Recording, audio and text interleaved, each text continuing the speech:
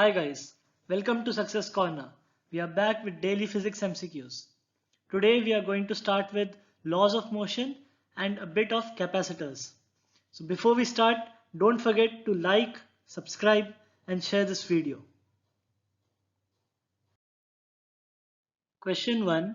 A particle of mass m and initially at rest is acted by a force F is equal to at. Best representation of force displacement graph is. Now it's given F is equal to at. We can write F as m dv by dt. Taking dt to the other side and integrating both sides, we get mv is equal to at square by 2. Now we can write v as ds by dt. Again taking dt to the other side and integrating both sides, we get ms is equal to at cube by 6. Now as F is equal to at, we can write T as F by A.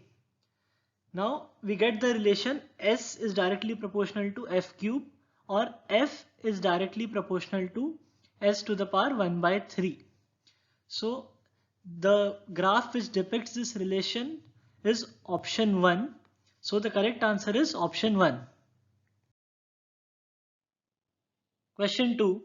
A capacitor of capacity 4 microfarad is charged to 80 volts and another capacitor of capacity 6 microfarad is charged to 30 volts.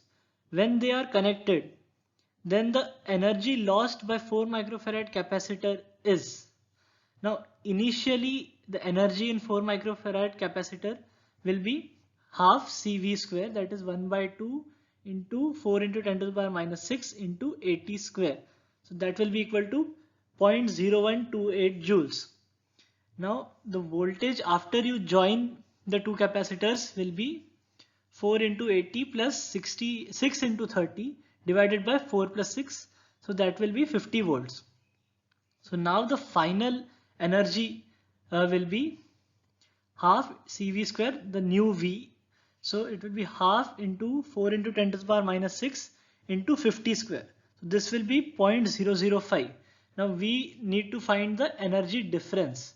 So it will be Ui minus U final.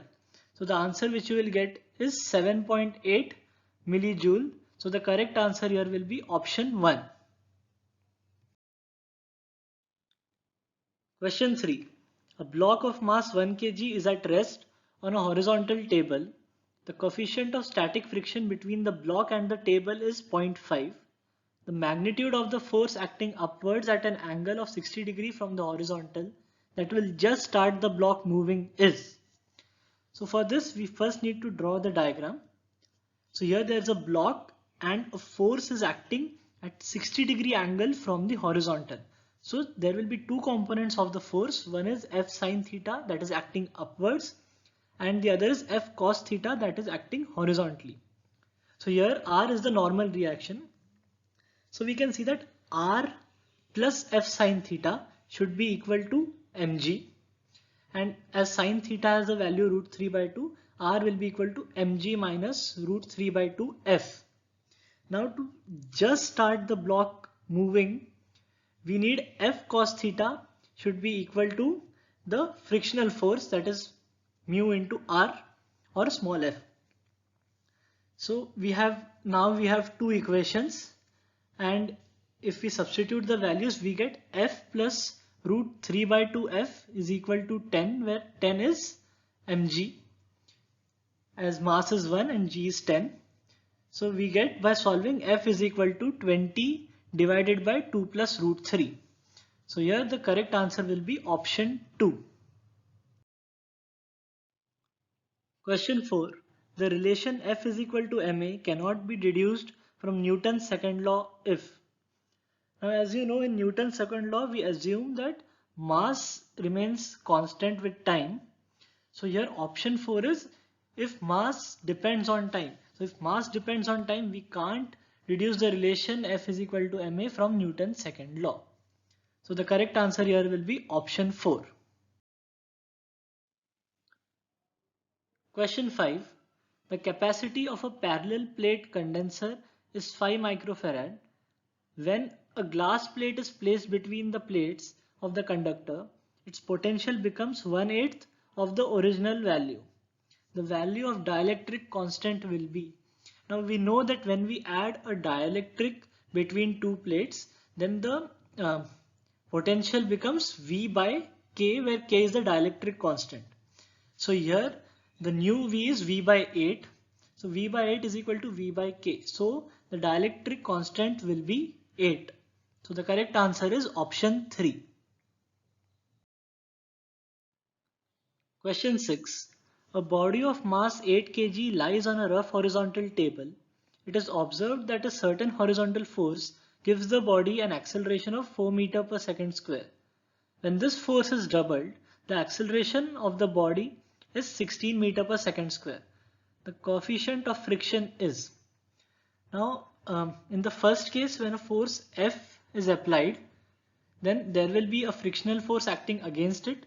So capital F minus small f will be equal to mass into acceleration, that is 8 into 4. So capital F minus small f will be equal to 32. In the second case, the force is doubled. So it will be 2F, but the frictional force remains the same.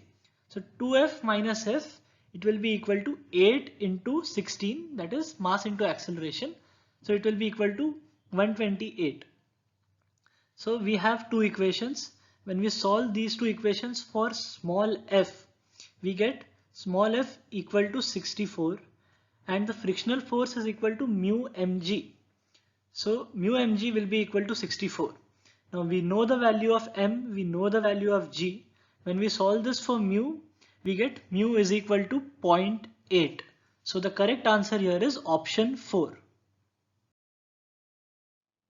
Question 7. Placed on the insulated stands, spheres of radii r1 and r2 having charges q1 and q2 respectively are connected to each other. There is. Now, if q1 by r1 is not equal to q2 by r2, then there will be a current flowing between the wire which connects the two spheres, and therefore the energy will decrease in the form of heat in the wire. But if q1 by r1 is equal to q2 by r2, then no current will flow. So the correct answer here will be option 4, a decrease in the energy of the system unless q1 by q1 r2 is equal to q2 r1.